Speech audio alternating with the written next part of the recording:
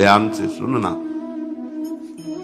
संपूर्ण सृष्टि में कुछ भी, कोई भी जब तक अपना है,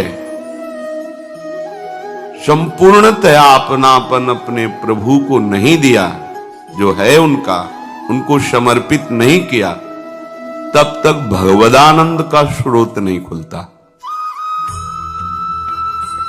यद्यपि जो विषयों में आनंद, देह में आनंद, मन में आनंद, ये उसी भगवदानंद के एक अंश से अनंत ब्रह्मांडों में आनंद कोश का विकास हुआ है। उसी का एक अंश जो ऐसा अनुभव कराता है, इसमें आनंद है विषयों में। ये इंद्रियां, ये मन अनंत जन्मों से आनंद की खोज में है। हम किसी भी विषय को, किसी भी व्यक्ति को, पदार्थ को, स्थान को तभी अपना मानते हैं जब हमें आनंद की भावना होती है। इस व्यक्ति से मुझे आनंद मिलेगा, इस वस्तु के भोगने से आनंद मिलेगा, इस इंद्रियजन्य विषय को स्वीकार करने से आनंद मिलेगा, इस स्थान में आनंद मिलेगा। देख लो आपकी 5 ज्ञानेंद्रियां और मन ये आनंद की खोज में है, दूसरी बात नहीं खोज रही। रुपये में आनंद तो रुपया में लग गए। जहां आपने आनंद का भाव किया, ये प्राणों को न्यौछावर करने के लिए भी तैयार है उस आनंद के लिए। पर वास्तविकता किसी भी विषय में आनंद नहीं है। विषय में यदि आनंद हो तो आपको दूषित कर दिया जाए, फिर आपको आनंद मिले तो बताओ। जब आप एकाग्र होते हैं तब आपको आनंद की आभास वृत्ति होती है। आनंद की आभास वृत्ति जो एकाग्रता से हुई, वो आपके आत्मस्वरूप का प्रतिबिंब अंतःकरण में पड़ रहा है, और अंतःकरण ने उस भोग को आनंदित होने का संकल्प किया। वो जब कोई भी विषय उसको हम स्वीकार करते हैं तो एकाग्रता पूर्वक अंतर्मुख होते हैं। देख लेना, अंतर्मुख जहां हुए तो उस आनंद का प्रतिबिंब जो अंतःकरण में पड़ रहा है, उस क्रिया से नहीं मिला आनंद, अंतर्मुखता में। अंतर्मुखता होती हुई उस कामना की जितने सेकंड के लिए शांति हुई, आपको आहा सुधा की शांति, भोग, जो भी कामना आपने की, वो जितने सेकंड के लिए निवृत्त हुई कामना, वो आपको आनंद का अनुभव करा रहे हैं। कामना के भोगने से आनंद नहीं, कामना का जीव ही संयोग जनित जिस व्यक्ति वस्तु पदार्थ से हुई थी, संकल्प बना था, जीव संयोग हुआ तो एकाग्रता आई, अंतर्मुख हुआ उस भोग के लिए, एकदम शांत एकांत। अंतर में जो अंतःकरण पे भगवदानंद का प्रतिबिंब पड़ रहा है, उसमें वृत्ति जाने से निष्कामता है। 1 second, 2 second, minute, 2 minute, 4 minute आपको लगा कि भोग भोगने से मुझे शांति मिली। भगवान के वचन मिथ्या नहीं होते।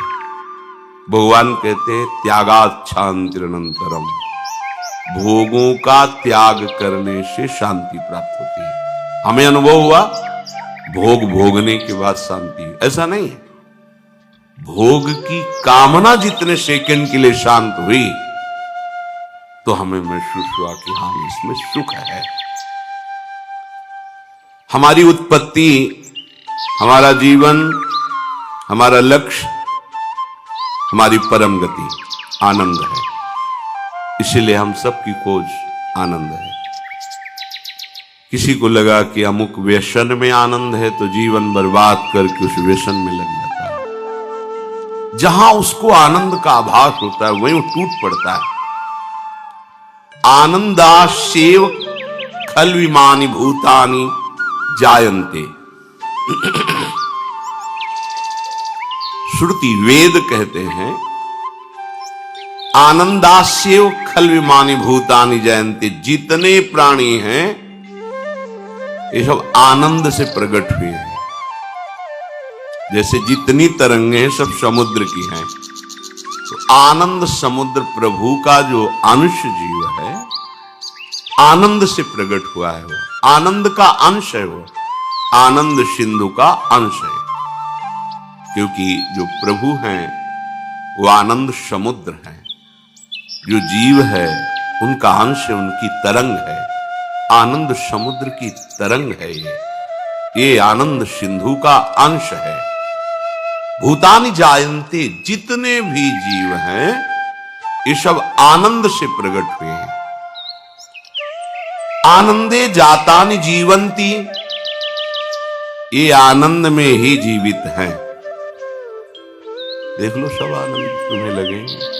कोई शराब पी के नाली में पड़ा वो भी आनंद है, कोई घोर हिंसा में आनंद देख रहा है, अधर्म में आनंद देख रहा है, दूसरे को त्रास देने में आनंद देख रहा है। जहां आनंद का आरोप कर लिया वो जीवित है, उसी में बड़ा आनंद उसको लग रहा है। आनंदे जातानि जीवंती, वो जीवित ही आनंद से है। जहां उसको लगता है हम आनंद से विमुख हो गए, जीवन बेकार, तो आत्महत्या की सोचने लगता है। आनंद पढ़ लिख करके हम अमुक पद पे जाए, आनंद का आरोप कर लिया, वो आनंद नहीं मिला तो मृत्यु स्वीकार, नहीं जीना, क्योंकि वो मान लिया था कि आनंद अमुक पद में है, अमुक वस्तु में है, व्यक्ति में है। बड़ा भ्रम है। ये केवल आनंद की खोज कर रहा है। आनंदम प्रेन्त्यभि सविशन्ति, एषास्य परमागति रेषास्य परम संपद, एषोस्य परमो लोकः एषोस्य परमानंदः। इसकी परम गति आनंद है। ये विश्राम तब तक नहीं लेगा जब तक इसे आनंद नहीं मिल जाएगा। समझ लो, निज सुख बिन मन होई कि थीरा। आनंद की खोज तभी संपन्न होगी जब आनंद सिंधु में पहुंच जाएगी। तरंग का नाम रूप तभी लय हो जाता है जब समुद्रवत हो जाती है। ये अपने अंशी प्रभु से मिले बिना विश्राम नहीं हो सकता। आनंद हमारी खोज है, आनंद हमारी परम संपदा है, आनंद हमारा जीवन है। क्योंकि हम आनंद से ही उपजे हैं तो हमारा परम विश्राम आनंद में ही होगा। पर भ्रमवश हम आनंद का आरोप गलत जगह किए हुए हैं। देखो ना कितना भोग भोग रहे, कितना रुपया पैसा सामग्री ऐश्वर्य सब, पर रुक नहीं रहा मन, इंद्रियां रुक नहीं रही। ऐसे नहीं कह रही कि अब कृत कृत्य भयों में, जो मैं खोज रही थी मुझे मिल गया। मन जो मैं खोज रहा था वो मिल गया। न इंद्रियां आज तक रुकी न मन रुका। क्यों? क्योंकि ये आनंद कणों में तृप्त होने वाली नहीं है।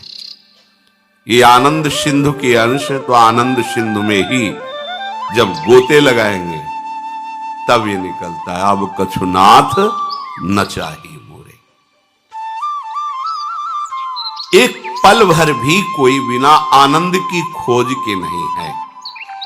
देख लो, एक पल भी किसी को नींद में आनंद है तो सबसे अलग होकर पड़ा रहना चाहता है, बस सो। जहां जिसने आनंद मान लिया, जैसे आपने भजन में आनंद माना, सत्संग में, तो सर्दी है, समय से उठकर स्नान करके 10 मिनट पहले ही पहुंचने की सबके अंदर होती।